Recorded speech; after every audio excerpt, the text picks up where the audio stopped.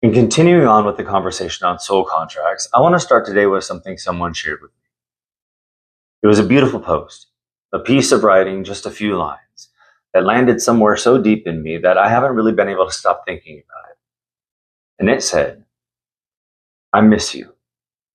It's strange how that sentence almost never means that you simply miss a person.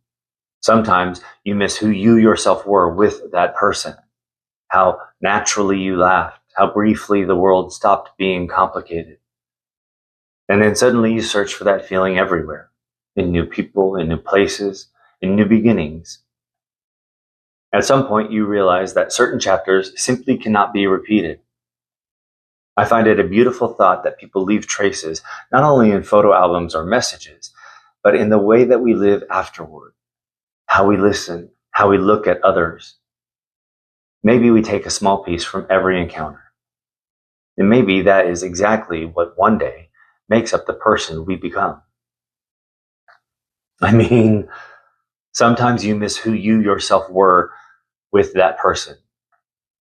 Now, I want to stay with that line because I think it is one of the most quietly profound things I've heard about human connection. We spend so much time thinking about what we lose when someone leaves, or when distance grows, or when life pulls two people into separate currents. We think about them, their voice, their presence, the specific way they made us feel seen. But what we rarely name is this: we also lose a version of ourselves, the self that only existed in that relational field, the person who left that particular way with that particular person. The version of you that felt safe enough to be unguarded, unperforming, uncomplicated, just yourself. And when that person is gone, or when the distance grows, that version of you goes quiet. Not forever, but quiet, waiting. I need to be honest about something. There are people in my life who I know in a way that bypasses all logic. That they are not just people I happen to meet in this lifetime. They are souls I have traveled with, across more lives than either of us can count. The kind of connection that doesn't need time to establish itself because it was already established before either of us arrived here. I have 3 of those people close to me now. One is my husband, and the other 2 are ones I have loved as deeply and as long as I have loved anyone on this earth. One who lives across an ocean, who I've not spoken to as much as I should have, who I have let the distance and the silence grow with in ways that I'm not proud of. And here's the thing I cannot explain away with coincidence or probability or the mathematics of chance. My husband and that soul on the other side of the world, who live on different continents, who found their way to me through completely separate paths, they were both born on the exact same day, the exact same year. I have never been able to hold that as a coincidence. And the more I understand about soul contracts, about the agreements made before we arrive here, the less interested I am in even trying. Because here is what the research tells us. And here is what the mystics have always known. Soul families travel together across lifetimes, across centuries. They find each other, not always in the same roles, not always with the same faces, but they find each other. Because the frequency between them doesn't dissolve when a body does. It persists, it calls, it recognizes. Dr. Michael Newton spent 30 years placing people under deep hypnosis and listening to what they described between lives. And across hundreds of independent accounts, one thing appeared again and again: the soul cluster, a group of souls intimately familiar, deeply bonded, who return to each other, who take turns holding different roles, who show up across time in whatever form the other soul most needs. Sometimes like a sister, sometimes as a partner, sometimes as a friend who lives across the world and still manages to be one of the closest people to you. And sometimes as all 3 in the same lifetime, with 2 born on the same day. When someone feels like home before you've had time to build one together, that is not projection. That is recognition.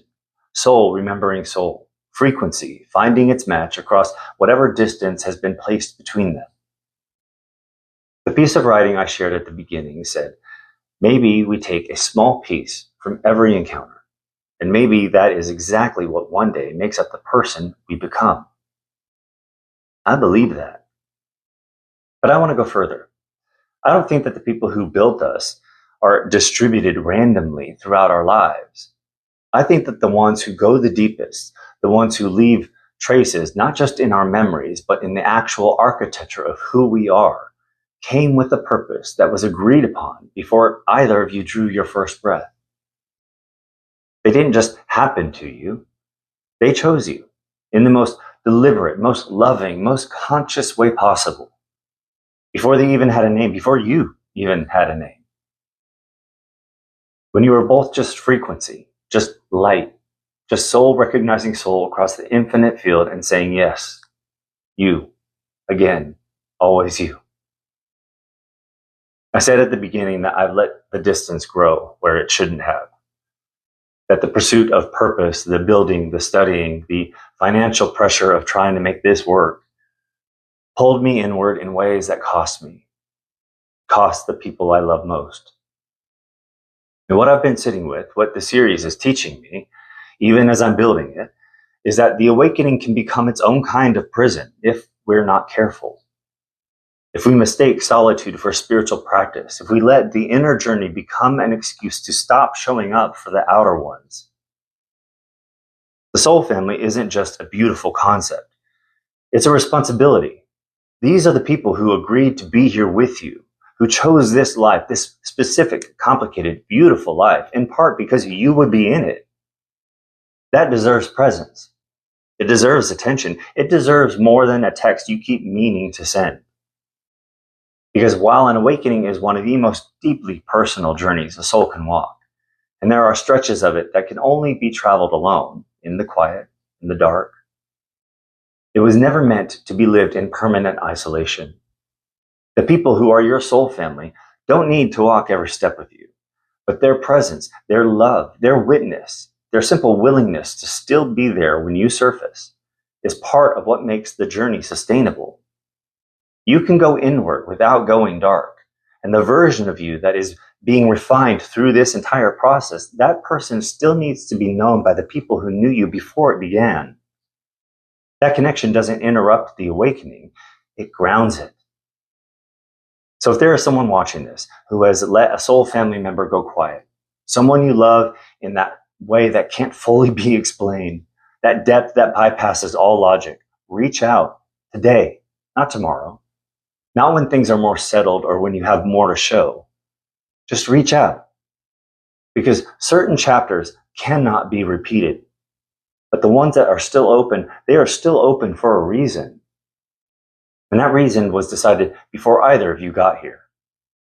And to the people who have built me, who live in the deepest places in my chest, and always will, I see you. I feel you. Across every mile and every silence I have let grow between us, through every repetitive daily experience, often taking for granted that you're still by my side. You are written into who I am at a level no distance or convenience can touch, and I am grateful beyond what any word in any language can hold that you chose to be here with me again. Thank you, and I love you. I'll see you on the next one.